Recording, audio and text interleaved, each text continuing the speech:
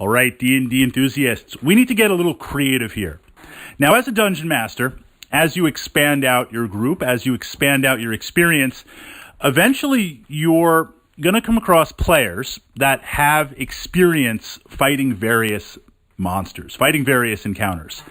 They might be players from other groups, they might be people who have played for a while, or they might be your own group. Over time, you are going to throw various monsters, various challenges, various encounters.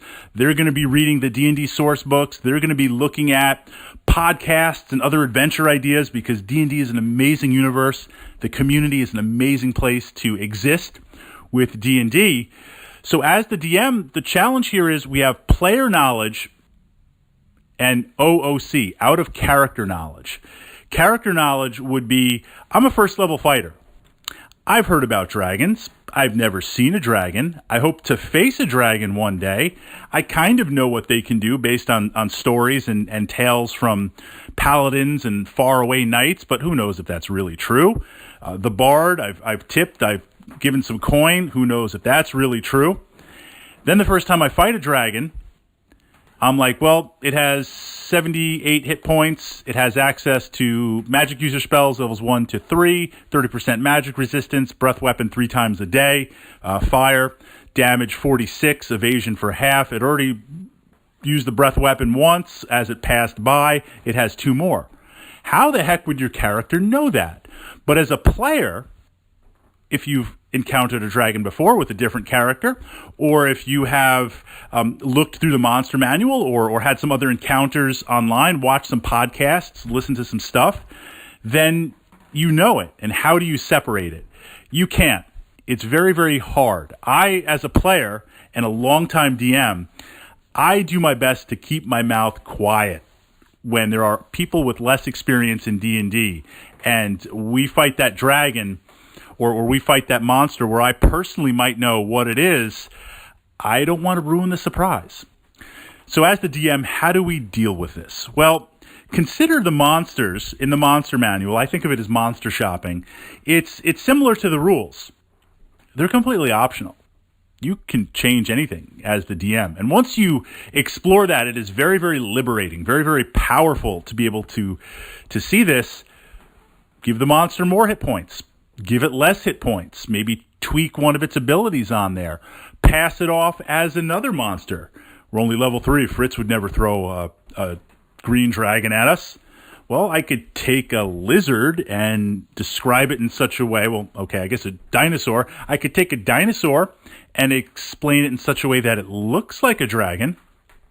Or, my favorite, is to take a monster and augment it with some narrative. The last 2 I used where the players were hunting this beast, and it was a saber-toothed tiger that was kind of imported from the northern lands and released into the woods, and it's running around and doing stuff. And naturally, it had snacked on some other adventurers in the narrative. So in that narrative, I explained it, or I kind of built the narrative in my DM notes, where one of the adventurers it snacked on was a rogue. And that rogue, besides being very tasty, had a ring of shocking grasp that embedded itself on one of the saber-toothed tiger's teeth. So now when that tiger, 3 times a day, bites down on something, it releases a shocking grasp. And being a ring of shocking grasp, of course, the wearer, in this case, does it say you have to wear a ring on a finger? Does it say that in the DM guide? What about, like, beings that don't quite have digits on their hands? And if they have more than 5 or 10, which one? It's immune to the shock. So now the players see that, and they're like, okay, giant cat, saber-toothed tiger, page 37, and then it's like, zap. Wait, what? You can't do that. Another one that I use in Dungeon Adventures, a little bit higher level, the classic, the roper. So we have this roper. Its intelligence is about average. It kind of can understand cause and effect, but it certainly doesn't have the higher intelligence of, say, a wizard or a demigod or something like that. It's just a roper, but it's been pretty successful. The caverns where it was located, these changes start with a narrative. It helps if you can think of a narrative on that. So the caverns into the Underdark here, used by a lot of different adventurers, used by some miners, used by some poor lost souls, and the Roper has accumulated a nice little treasure collection that it knows adventurers are attracted to. It's also over time realized through snacking on various magic users and wizards and stuff that there's these long wands, often topped by crystals or strange gems, that if it waves around, they discharge. So I have a Roper with a rod of force, or a rod of lightning bolts, or a rod of magic missiles. It's got a lot of Roper arms. It's got a lot of wands.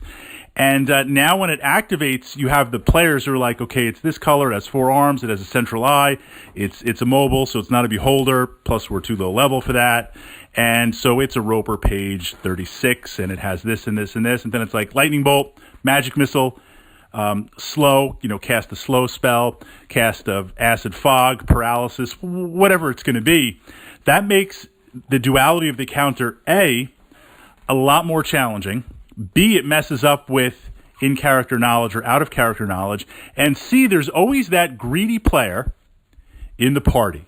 There's always that rogue that is calculating everything. So right away, they're like, kill that Roper immediately, because every single turn that we spend not downing it, it is discharging wands. And I've calculated based on the 4 wands that it is holding and their price with average charge in the Dungeon Master's Guide, supplemented by the player's handbook and the Manual of Tomes, that it's costing us 2,087 gold pieces per round. Put this thing down immediately, and of course I claim the first 4 wands.